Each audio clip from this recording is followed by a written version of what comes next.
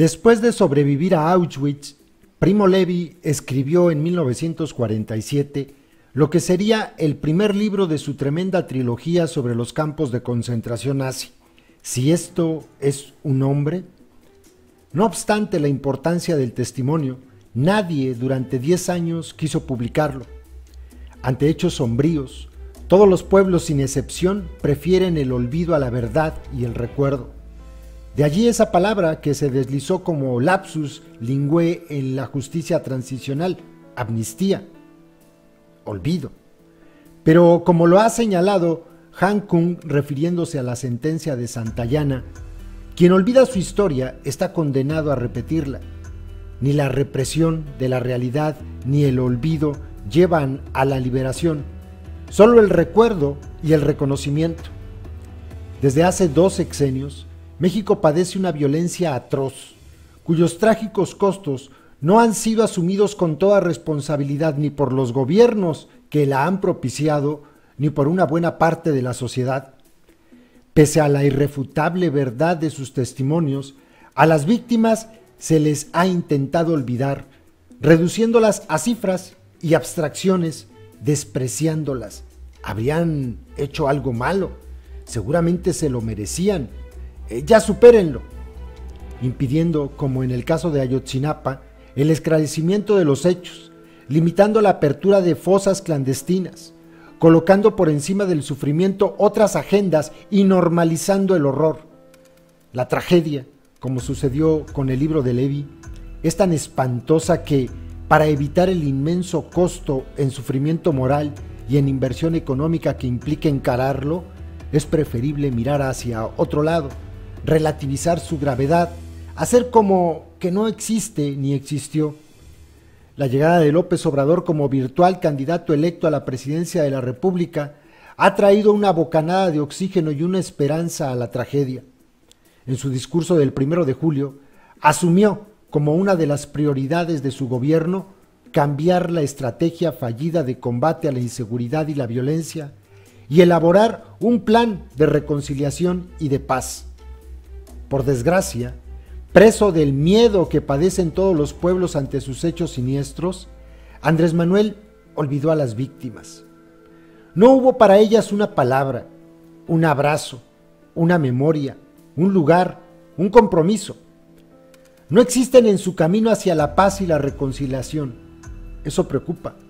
No solo porque al silenciarlas, López Obrador incurrió en el mismo olvido y en el mismo desprecio de los anteriores gobiernos, sino porque sin las víctimas y la verdad que llevan consigo, sin su clamor de memoria y justicia, no habrá nunca paz, mucho menos reconciliación.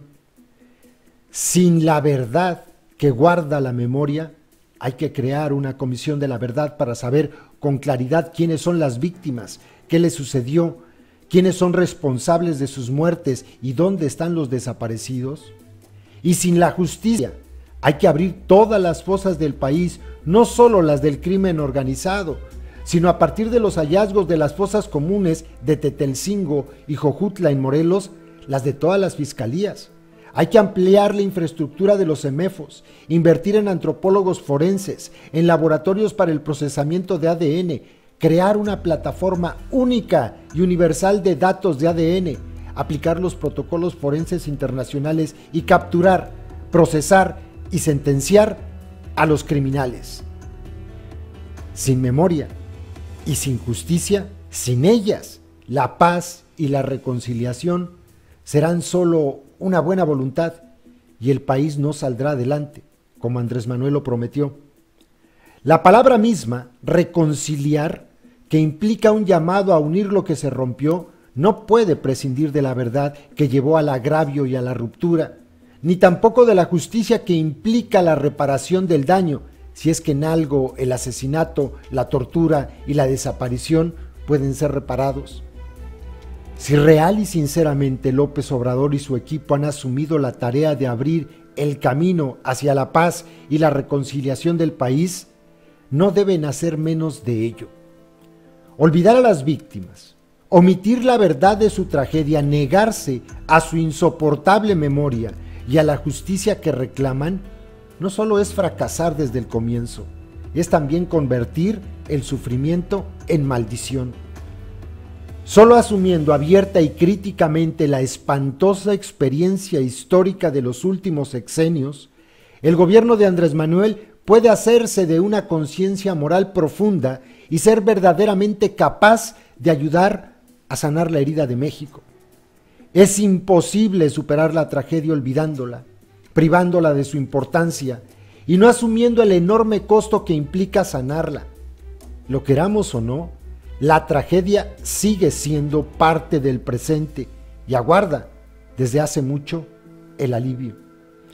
Andrés Manuel no ha dejado de hablar del amor, una palabra hermosa que solo adquiere sentido cuando, como en la parábola del buen samaritano, nos sentimos cuestionados, obligados, requeridos por el sufrimiento del otro y aceptamos la exorbitante responsabilidad de tomarlo a nuestro cargo y sanarlo. Y en lugar de negar, de olvidar, de dar la espalda, como siempre se hace, acoger al otro con todo el peso de su insoportable verdad. Nada más difícil, nada más hermoso y necesario en esta larga noche que se abre a la esperanza. Nada más acorde con la verdad y la justicia que día con día, año con año, no hemos dejado de aguardar y de mantener vivas en una extenuante resistencia. Además, opino que hay que respetar los acuerdos de San Andrés, detener la guerra, liberar a las autodefensas de Mireles y a todos los presos políticos, hacer justicia a las víctimas de la violencia, juzgar a gobernadores y funcionarios criminales y refundar el INE.